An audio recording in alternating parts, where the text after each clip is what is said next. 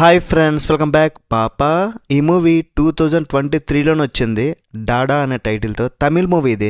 But దీన్ని Telugu dubbing చేసి ఇప్పుడు ఆహాలో రిలీజ్ చేశారు.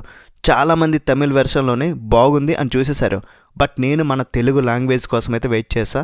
నాకు ఏదేమైనా సరే తెలుగులో చూడడమే ఇష్టం. డబ్బింగ్ అయితే అక్కడక్కడ ఇష్యూస్ ఉన్నాయి, బట్ ఓవరాల్ డీసెంట్ అనిపించింది. కానీ పాటల్ని మాత్రం తమిళ్ లాంగ్వేజ్లో నుంచేయాల్సింది. తెలుగులో అంత పర్ఫెక్ట్గా లేవు, పాటలు కూడా ఏం బాగాలేవు అసలు. మీ ఫ్యామిలీతో హ్యాపీగా చూడొచ్చు, అడల్ట్ కంటెంట్ ఎక్కడా లేదు. మరి మూవీ చూశాక ఓవరాల్గా నా ఎక్స్పీరియన్స్ చెప్పాలంటే నచ్చింది భయ్య.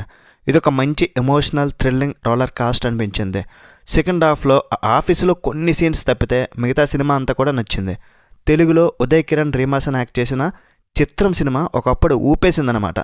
పార్వతీపురం వెంకటేశ్వర థియేటర్కి ఆ సినిమా వచ్చింది. నేను చెడ్డీలు వేసుకునే బ్యాచ్ అప్పుడు మాకు థియేటర్లో అలౌ చేయలేదు చిన్నపిల్లలమని.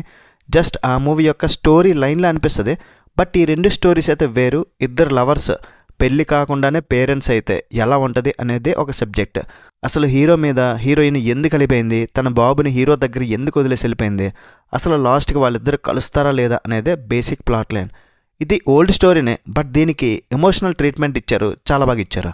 లవ్ బాగుంటుంది, లవ్లో రొమాన్స్ కూడా బాగుంటుంది. బట్ ఒక్కసారి లవర్ ప్రెగ్నెంట్, అది కూడా ఒక బిడ్డని కంటే అప్పుడు తెలుస్తుంది అబ్బా, దోల దీరిపోద్ది కదా. మూవీలో తండ్రి కొడుకుల మధ్య ఎమోషన్ అండ్ సింగిల్ ఫాదర్గా హీరో పడే కష్టాలు, కొన్ని బాధ్యతలు, ఇవన్నీ చాలా బాగా డీల్ చేశారు డైరెక్టర్. హీరో కవిన్ ఈ సినిమాలో చాలా బాగా యాక్ట్ చేశారండి. నిజంగా ఒక చిన్న బెడ్ను పట్టుకుని ఆ సీన్స్ అన్నీ మస్తు అనిపించాయి నాకైతే.